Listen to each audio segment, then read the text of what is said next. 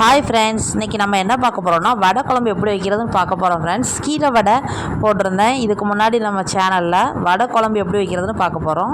அதுக்கு இந்த ஒரு பாத்திரத்தில் ஒரு வானலியில் பெருஞ்சீரகம் தாளித்து தக்காளி சின்ன வெங்காயம் வதக்கி நல்லா சுருளை வதக்கி குழம்பு மிளகாத்தூள் ஆல்ரெடி நான் அரைச்சி வச்சுருந்தேன். குழம்பு மிளகாத்தூள், அதுக்கு பிறகு குழம்பு மிளகாத்தூள் வத்தப்பொடி ரெண்டும் அரைச்சி கலக்கி கொதிக்க வைக்கணும்.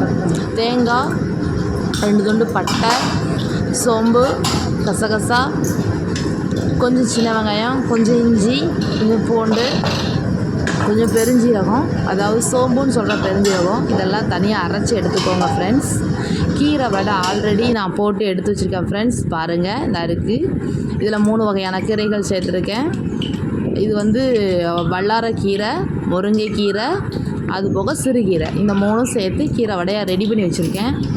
இந்த வடை ஆல்ரெடி நான் வேறு கீரைகள் சேர்த்து வடை போட்டிருந்தேன். இது மற்ற கீரைகள் சேர்த்து வடையாக எடுத்திருக்கேன். கண்டிப்பாக வடை செஞ்சு குழம்பு செஞ்சு அசத்துங்க ஃப்ரெண்ட்ஸ்.